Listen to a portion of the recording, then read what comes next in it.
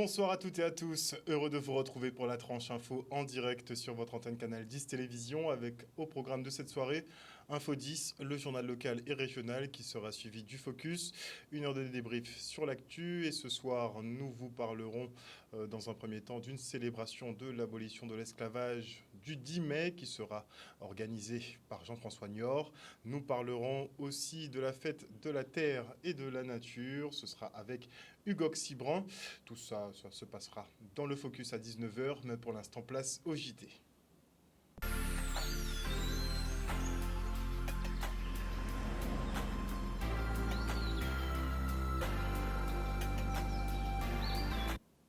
Nous sommes le mardi 9 mai 2023 et notez rapidement en bref que des écoles ferment encore à cause des coupures d'eau, comme c'était le cas d'ailleurs dans le sud Basse-Terre aujourd'hui. Mais on va parler de sport avant toute chose, puisque ce week-end, le Grand Prix cycliste du Conseil départemental a tourné au règlement de compte entre coureurs et le président du comité régional. Les sportifs boycottent l'événement et ont refusé de prendre le départ samedi. Pour eux, il est impératif que les anciens arbitres fassent leur retour et que le président du CRC, Frédéric Théobald, quitte ses fonctions.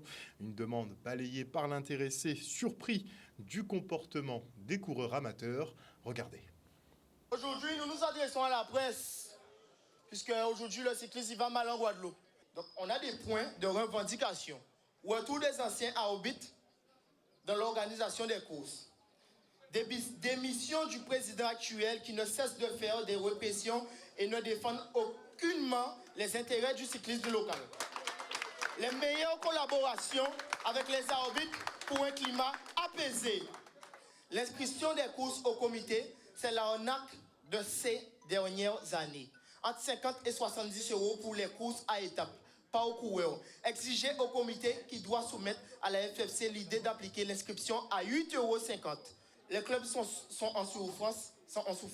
Cela provoque des dettes au comité. Que fait le comité avec les finances? Car nos coureurs, pour la plupart qui voyagent pour représenter le territoire, n'ont aucune aide. Tarif est appliqué. Concernant les revendications qu'elles ont réclamées, très surpris. En décembre 2022, on a fait une réunion de sécurité avec les membres de la Fédé. On a convié l'ensemble des clubs pour participer. Il y avait 8 clubs présents, restant des grands entraînés. Le comité régional n'engage pas des coureurs cyclistes.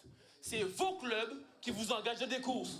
Si le Grand Prix RCI, vous trouvez que c'est trop dur, soyez ni capable de courir, parce qu'il n'y a pas moins qui ne fait pas au cours là. Les gars, la loi, concernant les étrangers, la loi vous dit que les coureurs, pour moins de 90 jours, ils n'ont pas besoin de visa.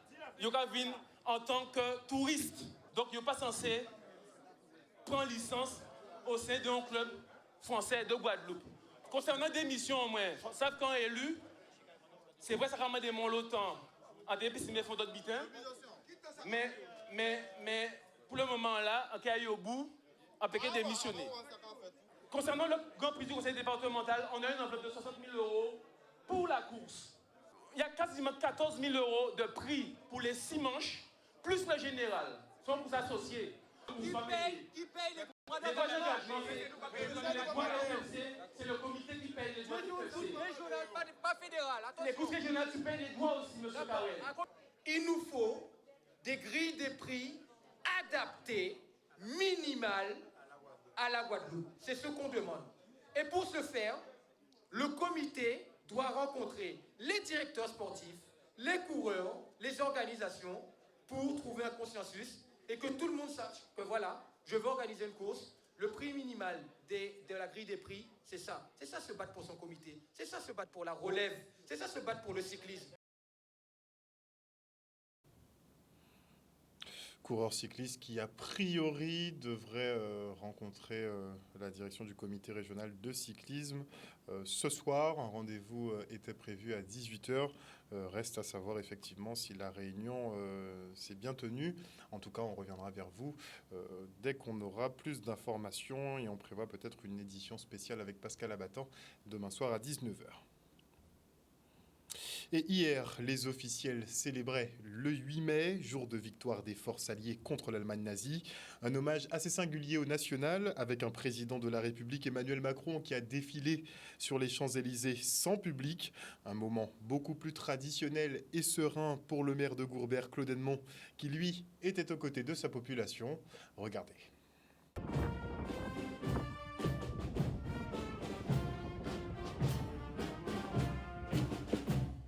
On garde cette constance, chaque 8 mai, commémorer l'armistice, la reddition des Allemands.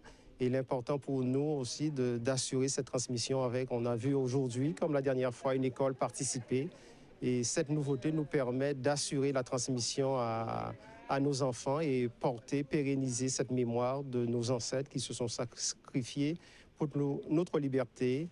Et je pense que c'est le moindre des hommages qu'on peut rendre à ceux qui nous ont devancés et qui ont été les premiers défenseurs de la liberté et forcément de leur vie. Et quand on sait le nombre de morts, de blessés, de disparus, il est important pour nous de marquer chaque année ces moments, notamment aussi les Guadeloupéens qui ont laissé leur vie, qui ont rallié la France par les îles britanniques, Dominique, Sainte-Lucie, formés aux États-Unis et qui ont voulu défendre ce drapeau de la liberté et que nous défendons aujourd'hui par des formes différentes. Il faut savoir que nous sommes chaque année présents ici à Gourbert parce que la ville de Gourbert est jumelée avec la 4e compagnie du 33e régiment d'infanterie de marine. C'est un partenariat que nous avons réalisé avec cette commune de Gourbert, qui est une commune qui possède des particularités au niveau des forces armées. En effet, au niveau de Rivière-Sens, nous avons le site de plageage des forces armées lorsqu'elles mènent des opérations amphibies, c'est-à-dire qu'elles arrivent par la mer avec les bâtiments de la Marine nationale et ensuite les équipements, les véhicules et les hommes sont mis à terre à partir de cette plage de Rivière-Sens. Du coup, cela présente énormément d'avantages pour les forces armées aux Antilles, les FAA, d'où ce jumelage avec la 4e compagnie du 33e RIMA et la ville de Gourbert. Ça permet aussi que ce ne soit pas une affaire d'élus, de conscience, mais aussi de toute la population concernée par cette commémoration et cette mémoire qui est la nôtre et qu'il faut défendre, pérenniser dans le temps. Moi, je m'en réjouis chaque fois de voir cette présence massive de la population venir écouter, apprendre et aussi, surtout aussi, ça sert de première réflexion à approfondir l'histoire sur cette période de 6 ans qui a marqué d'un fer rouge l'histoire de l'Europe, mais aussi du monde entier. Un reportage signé Gérard Loiseau. Et ce matin, une délégation haïtienne s'est rendue sur le site du CIVAD pour visiter ces infrastructures. L'objectif, identifier les solutions en matière de collecte, de gestion et de valorisation des déchets pour leur île et à terme convenir d'une collaboration avec la Guadeloupe. Le reste en images. Nous sommes ici sur le site du CIVAD. Nous faisons une visite de coopération avec Haïti qui sont en train de visiter notre site, d'apprendre, de prendre conscience véritablement des enjeux. C'est quoi l'enfouissement? Nous devons terminer notre enfouissement. En 2027, il ne doit plus y avoir d'enfouissement ici. Haïti, Guadeloupe, nous faisons partie de la Caraïbe et que quand on parle de déchets, ça concerne tout le monde parce que c'est important. Et ici, en arrivant ici, il y a une décharge. À l'intérieur de la décharge, il y a une déchetterie. Il y a beaucoup de choses. Et en Haïti aussi, nous avons un site de décharge qui a 215 hectares de terre. Ensuite, c'est beaucoup. Nous avons des ressources humaines, nous avons une balance électronique quand même. Et venir à Guadeloupe, ça nous interpelle. Moi, personnellement, j'ai voyagé beaucoup dans plusieurs pays pour mieux connaître l'écosystème haïtien. Mais à Guadeloupe, c'est intéressant quand même. Nous devons réhabiliter ce site qui a commencé, comme vous le voyez. Donc aujourd'hui, ils sont venus pour pouvoir visiter nos sites, démontrer que nous avons une capacité de faire, qu'un site comme cela, il ne s'agit pas tout simplement de déverser des déchets, il s'agit aujourd'hui de maîtriser de façon à créer du biogaz qui puisse permettre aussi de créer de l'électricité. Et aussi parfaire à des projets que nous avons, tels que l'unité de CSR qui doit voir le jour ici et la ferme photovoltaïque que nous devons mettre en place. Donc à tous les Guadeloupéens, le site du CIVAD est en marche et en progression. Avec le temps, du moins c'est graduellement. En Haïti, c'est vrai, la situation sécuritaire est renversée, le danger est partout, mais quand même, les institutions étatiques sont là, il faut travailler, il faut donner le service à la population. Parce que normalement, au niveau du SNGRS, avec la loi du 21 septembre 2017, qui a pour une mission la collecte, le tri, la valorisation, ensuite et la transformation, c'est important de venir ici pour partager nos expériences, pour construire des perspectives ensemble. Un reportage de Michel Depape. Et on se rend maintenant au domaine de la Rose à Goyave pour le salon Noukika. Initié par l'association Carucréa, l'événement célèbre la culture afro-caribéenne et le génie de nos artisans. Les visiteurs ont ainsi pu apprécier les créations artistiques et culinaires d'une trentaine d'exposants. Regardez. La Guadeloupe a un potentiel créatif exceptionnel. Donc là, on s'aperçoit qu'il y a des personnes, des artisans, qui travaillent des produits locaux, comme le fruit à pain, comme le coco, comme le cacao, et qui le transforment. Donc, et nous, on voulait leur permettre de vendre leurs produits, de les promouvoir. Parce que nous, on ne les connaît pas, ces produits, et on consomme local. On consomme local parce que c'est meilleur pour la santé et que ça fait vivre l'économie, ça fait vivre le pays. Donc le salon, le but, c'était vraiment de promouvoir cette culture, cette richesse créative, entrepreneuriale que la Guadeloupe a. C'était important pour moi parce que j'aime bien soutenir tout ce qui est production locale. On consomme souvent local et on a bien vu qu'avec tous les événements qu'il y a eu de problèmes d'approvisionnement et tout ça, que c'était important de consommer local. Donc c'est l'occasion de mettre en avant toutes les personnes qui consomment local et du coup qui produisent avec tout ce qu'on a sur place et c'est l'occasion de leur donner la force, quoi. On a aussi une partie alimentaire, une partie snack où on vend des sorbets et du coup les gaufres. Et en fait, ça permet de pouvoir tester les farines et de faire goûter aux clients à travers des dégustations, de pouvoir mettre en place des ateliers. Ça permet de faire goûter aux clients des produits, les farines. Parce que souvent, on ne sait pas comment les utiliser ou même le moringa ou autre. Donc tout ça sert en fait à ce que les personnes puissent goûter ce qu'ils achètent. On espère en tout cas continuer sur cette lancée, augmenter en tout cas le volume d'exposants.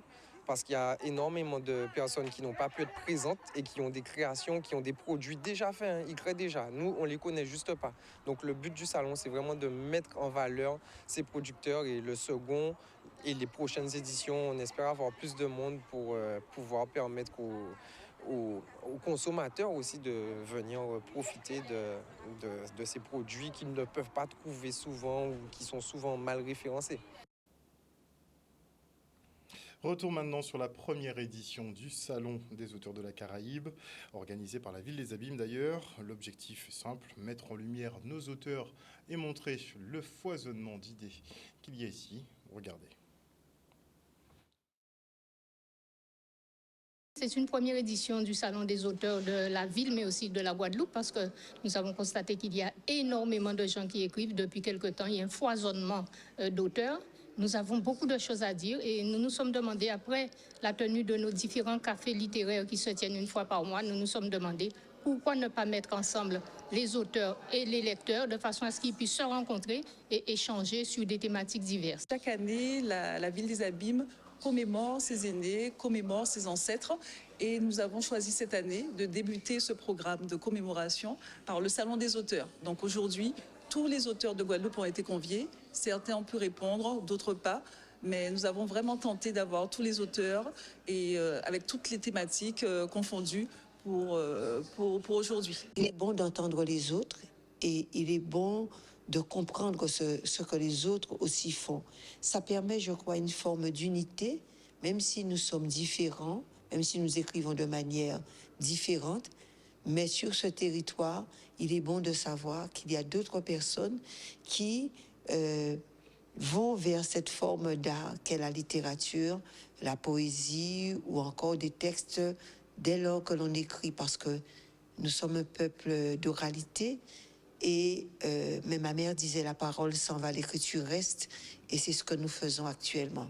J'aurais tort, en étant auteur moi-même, de ne pas encourager cette production d'écrits et de ne pas mettre en place des situations qui permettent à nos auteurs de se rencontrer. Donc, je connais la problématique de l'écriture en Guadeloupe, mais aussi ailleurs, de la poésie, par exemple, qui est le parent pauvre de la littérature, de notre jeunesse qui a besoin d'écrire.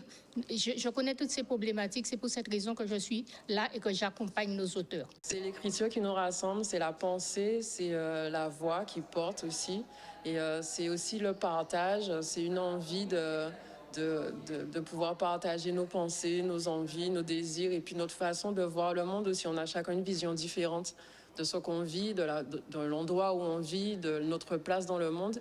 Et je pense que c'est important de pouvoir partager ça entre nous et aussi avec le public.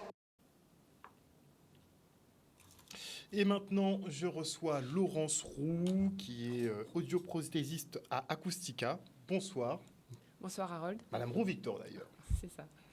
Et vous êtes effectivement donc Acoustica, qui est donc mécène de l'association Audition Solidarité, qui depuis 4 ans maintenant effectue des actions notamment à Saint-Domingue. Vous offrez carrément des prothèses auditives aux enfants. Comment s'est passé votre dernier séjour ? Eh bien, très bien. Donc, d'abord, Audition Solidarité, ça fait 15 ans qu'ils font ce genre de mission partout dans le monde, en France et dans d'autres pays. Mais effectivement, en République dominicaine, c'est depuis 4 ans qu'on a initié la mission. Donc ça s'est très bien passé, puisque depuis 4 ans, tous les ans, l'association revient pour pérenniser en fait cette mission qu'ils ont mis en place. Combien d'enfants ont pu bénéficier justement de ce dispositif depuis 2019 ? Alors là, vous me posez une colle. Mais ou sur la dernière opération. Voilà, sur la dernière opération, 192. Ah, quand même. Et chaque année, c'était à peu près le même nombre d'enfants appareillés, sachant qu'on a en plus revu les enfants qui étaient appareillés depuis les 4 ans. Puisque les appareils doivent évoluer. Donc vous faites des bilans aussi avec les enfants quand vous y retournez. C'est un petit peu aussi ça la démarche de retourner régulièrement ? Oui, tout à fait. C'est ça la démarche. Et puis c'est aussi une démarche de transmission, puisqu'en fait sur place, il y a une autre association qui s'appelle OIR Paravivir, qui était une petite association il y a 4 ans et qui a grandi maintenant. Et en fait, on a formé des personnes sur place, audiométristes, Léandro là, qui fait les embouts, donc toute une équipe qui maintenant est salariée. Il y a des salariés sur place qui continuent en fait cette mission, puisque c'est pas une seule fois par an qu'il faut changer les embouts, etc. Il faut que ça se fasse au quotidien. Donc on a pérennisé l'action et cette association OIR Paravivir va continuer en fait tout ce qui a été mis en place depuis 4 ans. Un beau leg dans ce cas-là. Donc là, vous avez l'orthophonie. Donc, c'est vrai que l'appareillage, donc nous, on a pareil, les enfants. Mais il y a aussi tout le travail derrière, qui est l'éveil auditif, sachant qu'en fait, tous ces enfants sont des sourds profonds, sévères ou profonds. Donc, c'est des enfants qui n'auraient eu aucun accès au langage s'ils n'avaient pas été appareillés.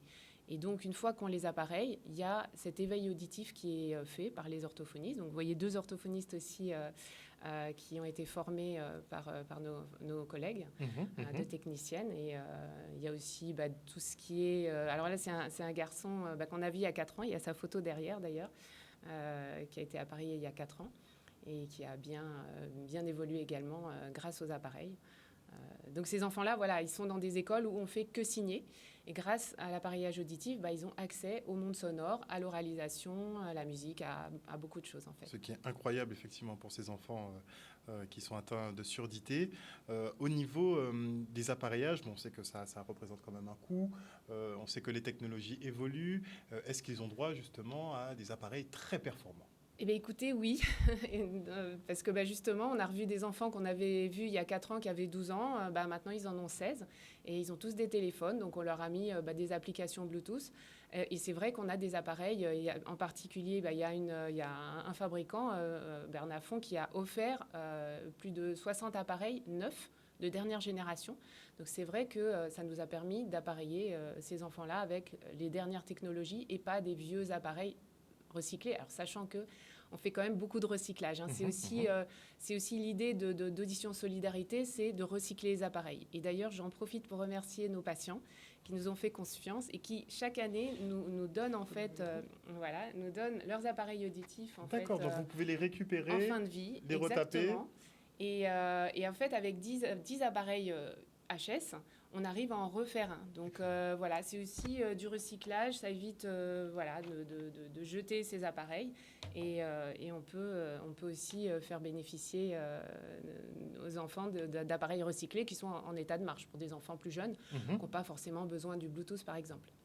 L'essentiel, de toute façon, c'est de pouvoir équiper un maximum d'enfants. Exactement, oui, tout à fait. Il y a encore une grosse demande du côté de Saint-Domingue?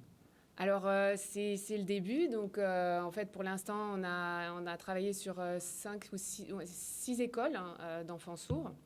Mais il y a encore énormément, effectivement, d'enfants sourds. Et puis, il y a un autre travail qui va se faire derrière pour tout ce qui est développement de l'orthophonie, puisque c'est très important qu'après, une fois appareillés, ils puissent accéder au langage grâce à des séances de rééducation. Donc, vous allez continuer les formations? Alors, ça, c'est sûr, ou pas? Oui, c'est vrai. Si, c'est sûr, mais ça va être un petit peu différent, justement, puisque maintenant, tout ce qui est appareillage auditif, c'est, les personnes sur place, elles sont formées, elles sont, voilà. Donc maintenant, il y a une autre mission qu'Audition Solidarité va mettre en place, qui va être, développer tout ce qui est orthophonie, en collaboration avec l'Éducation nationale, qui faute de moyens. Sur le langage, développer le langage. Exactement, parce que eux, faute de moyens, il faut savoir que là-bas, ils ont décidé de faire que de la LSF, en fait. C'est-à-dire que c'est des écoles d'enfants sourds, on ne faisait que signer. Ce qui est très bien, c'est un accès à la langue, bien sûr, mais si on peut leur donner aussi l'oralisation en parallèle, c'est une bonne chose. Donc là, on passe vraiment à une seconde étape qui va se faire, Excellent, en tout cas, félicitations effectivement pour le travail que vous réalisez aux côtés de ces jeunes enfants, notamment en République dominicaine, qui peuvent donc, grâce à Acoustica, bénéficier d'appareils auditifs. Si vous aviez un message à lancer? Déjà, recyclez vos appareils, ne les jetez pas pour ceux qui en ont, ils peuvent les déposer dans nos centres. Après, ces deux associations ont toujours besoin de fonds éventuellement, donc si jamais vous voulez faire des dons, vous pouvez pour ces deux associations. Et voilà, et je remercie encore une fois nos patients pour leurs généreux dons d'appareils qu'ils font chaque année depuis le début. Merci beaucoup en tout cas Laurence Roux-Victor, je le rappelle audioprothésiste à Acoustica et vous êtes d'ailleurs mécène également de l'association Audition Solidarité qui depuis 4 ans maintenant se rend chaque année en République dominicaine pour appareiller des enfants malentendants. Merci encore pour ce que vous faites. Avec plaisir, merci Harold. Et on part maintenant pour la deuxième opération J'entretiens ma santé, une occasion d'associer activité physique et découverte du littoral. Ça fait le plus grand bien à monsieur le président du conseil départemental, monsieur Losbar. Regardez. Nous sommes sur la plage des Amandiers à Sainte-Rose, dans le Nord Basse-Terre. C'est notre deuxième édition, deuxième marche santé et harmonisation avec l'environnement.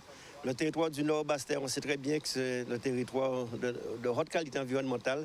Donc ce que nous voulons, c'est associer sport, associer santé et associer aussi découverte de notre environnement. Le sport sont en plein air en plus le dimanche matin. Il n'y a rien de mieux. En plus aujourd'hui, il a fait très très beau. Donc c'est très bon pour le cardio. En plus sur la plage, le sable et après un petit bain de mer, c'est parfait. Franchement, je ne regrette pas. Je suis une bonne marcheuse. J'ai trouvé un petit peu court le 5 km, mais bon, c'est pas grave. Mais ce sera à refaire et avec volontiers, sans problème. Mais je suis en meilleure forme qu'au départ. D'ailleurs, il s'étonne un peu. Mais c'est vrai, ça fait du bien. Comme j'ai dit, c'est pour associer sport, santé et découverte. Découvrir tout le littoral de Sainte-Rose, de Déhé-Sainte-Rose, c'était une bonne chose. Et j'ai senti que tous les participants étaient très contents de pouvoir respirer cet air frais et aussi en même temps marcher. Le président, c'est un grand danseur. Dès qu'il est avec moi, il danse, le président. Il n'a pas forcément le cardio qui suit, mais il danse. Je me sens en pleine forme. Et comme aujourd'hui, j'ai une journée très longue, j'ai une grillade, j'ai d'autres manifestations. Donc, voilà, c'est ça qu'il fallait. Et maintenant, c'est NBT, on met le président à l'eau.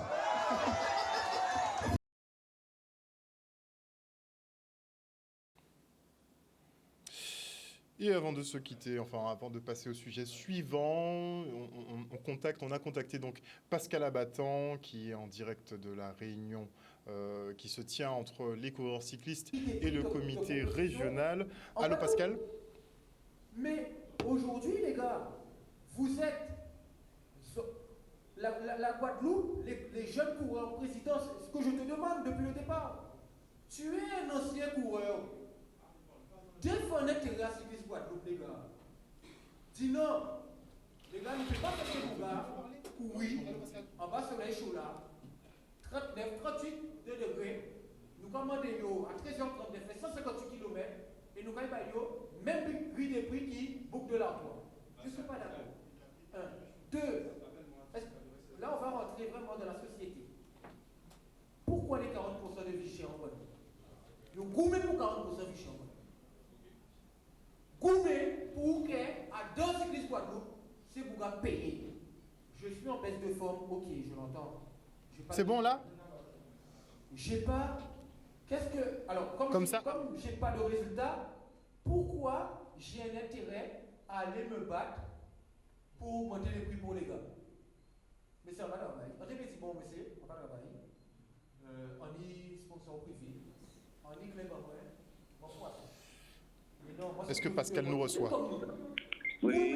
Ah, Pascal. Alors, dis-nous tout, Pascal. Qu'est-ce qui se passe en ce moment? On voit qu'effectivement, Boris Karen a l'air assez remonté.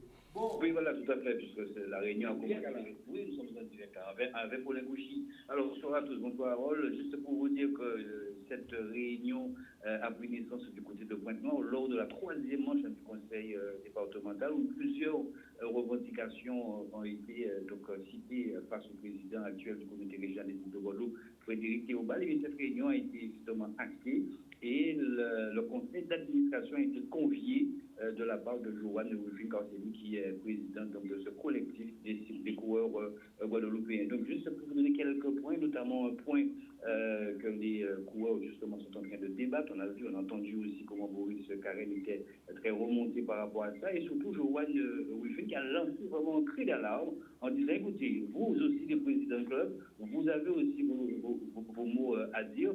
Aujourd'hui, réforme avec les U19 qui étaient anciennement les juniors, qui évoluent, Harold, tenez-vous bien, avec les seniors. Donc, ce qui veut dire que c'est un développement très, très, très puissant quant à l'avenir des coureurs de 19 ans. Donc, ce sont ces questions comme ça que Joanne Wifin est en train de poser. Aussi, il y a la revalorisation de la grille des prix. Très rapidement, avec un ancien coureur, Harold, si vous le permettez. Bien sûr, bien sûr.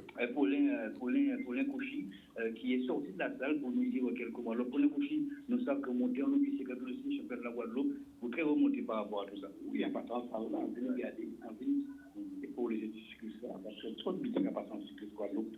Il y a des biomètres en l'ordre de ça. Sans quoi, d'ici 2 ans, il ne pas venir ici parce que là, je ne pas pour les et 150, 200 pour eux, en même catégorie junior, il y a 25. C'est que tu vas laisser des disquettes parce que nous les alors, comment ces jeunes-là, le fonctionnement président comité? Oui, c'est pour ça, à part ça, président, président de la France, il dit élus, il dit ministre.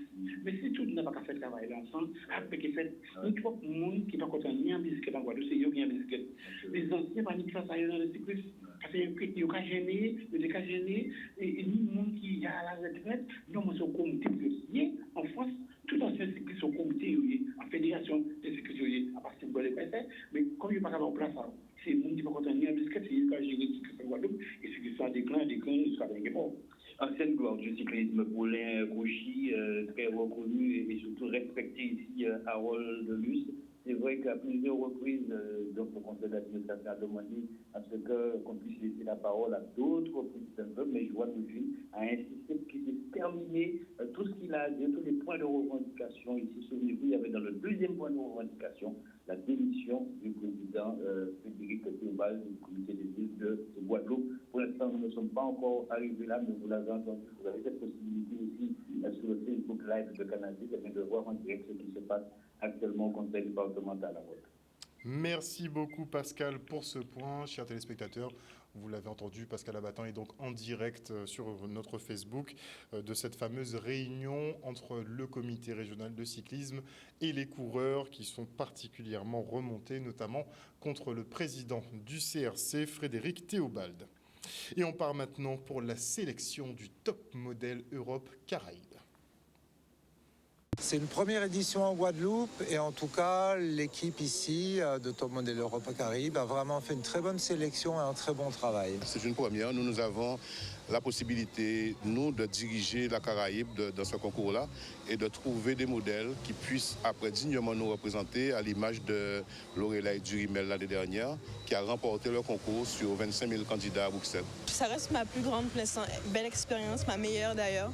Et le fait de m'en souvenir tout le temps, le fait de justement participer en tant que jury, ça rappelle beaucoup de souvenirs. Et puis voilà. Et puis revoir aussi l'équipe de Top Model Europe Caraïbes qui m'a aidé justement à pouvoir venir ici. Parce que du coup, je suis logée en France maintenant pour pouvoir justement poursuivre ce rêve, donc le mannequinat. C'est une finale Caraïbe qui regroupe tous les départements comme la Martinique, la Guyane, Saint-Martin et la Guadeloupe en vue de ramener les meilleurs à Bruxelles lors de la finale internationale. L'idée est de pouvoir faciliter le chemin au milieu de la mode aux modèles qui sont issus aussi bien de Guadeloupe, de Saint-Martin, de Martinique et d'autres régions des Caraïbes, parce que le chemin, vous le savez, ici dans les îles, les régions qui sont plus lointaines de la métropole, c'est pas toujours facile. Et donc Top Model Europe a eu la chance de rencontrer Caraïbes Fondation qui s'est proposé de faire les castings sur place dans tous ces départements et de mettre en avant tous ces talents, toutes ces beautés qui sont ici dans vos îles.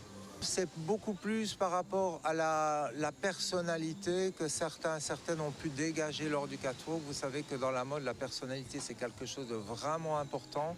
Et de voir vraiment qu'ils sont arrivés comme ça à pouvoir dégager ça avec un public et un jury à affronter, je suis vraiment sous le charme. Un reportage signé Vianney Valverde. Voilà, chers téléspectateurs, nous sommes arrivés au terme de cette édition. Merci pour votre fidélité à ce journal. N'oubliez pas que sur Canal 10 Télévision, vous faites l'information que nous diffusons. Le JT revient demain à 18h30. Une bonne soirée à vous. Bisous tout le monde.